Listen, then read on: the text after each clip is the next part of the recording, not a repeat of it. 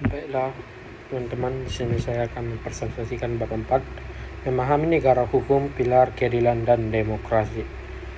Presentasi ini akan membahas konsep negara hukum, pentingnya supremasi hukum dan perannya dalam menjaga keadilan serta demokrasi. Kami akan menjelajahi prinsip-prinsip utama dalam implementasi. Baik, perkenalkan, nama saya Albert Simatubang dari kelas Ikor C, NIM 6232210008. Ini tentang materi memahami negara hukum, pilar keadilan dan demokrasi.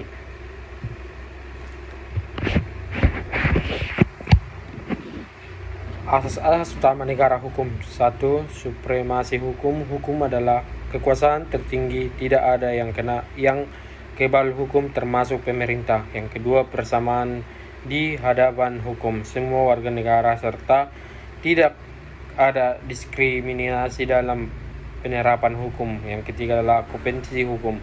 Hukum harus jelas dan tidak diproduksi. Ini menjelajahi keamanan hukum. Baik, slide yang berikutnya, prinsip-prinsip konstitusional. Yang pertama, konstitusi sebagai dasar. Konstitusi mengatur struktur negara, ini juga membatasi kekuasaan. Yang kedua, pemisahan kekuasaan. Kekuasaan dibagi menjadi legislatif, eksekutif, dan yudikatif. Ini mencegah penyalahgunaan kekuasaan. Yang ketiga, perlindungan hak asasi manusia. Negara lindungan hak-hak dasar warga negara, kebebasan individu terjamin. Slide yang ketiga, peran lembaga negara yang ada dibagi tiga. Legislatif, membuat undang-undang yang adil, menguasai kinerja pemerintah. Yang kedua, eksekutif, melaksanakan hukum yang berlaku, melayani kepentingan publik. Yang ketiga, yudikatif, mengendali penyelenggaraan hukum, menafsirkan hukum secara objektif. Pentingnya independensi peradilan. Ada 3, keadilan tegak. Hakim harus bebas dari campur tangan. Putusan harus berdasarkan fakta. Yang kedua, perlindungan rakyat. Perlindungan independen melindungi hak individu, ini mencegah tirani. Yang ketiga, kepercayaan publik. Masyarakat percaya pada sistem hukum, ini memperkuat stabilitas.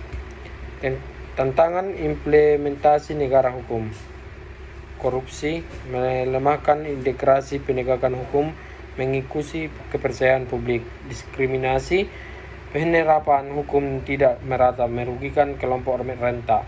Birokrasi lambat, proses hukum yang berlarut menunda keadilan bagi pencarian keadilan.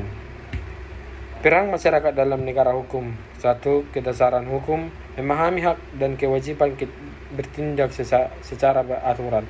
Yang kedua, penguasaan, menguasai kinerja pemerintah, melaporkan penyimpangan. Yang ketiga, partisipasi aktif, terlibat dalam membuat kebijakan, mendukung reformasi hukum. Membangun negara hukum yang kuat. Membangun negara hukum yang kuat memberikan komitmen bersama, ini adalah proses berkelanjutan. Kita harus terus berupaya menjadi keadilan dan hak asasi manusia. Ada 3 pilar utama. Supremasi hukum, hak asasi. Yang ketiga, pemisahan kekuasaan, yaitu satu tujuan, yaitu keadilan dan kemakmuran.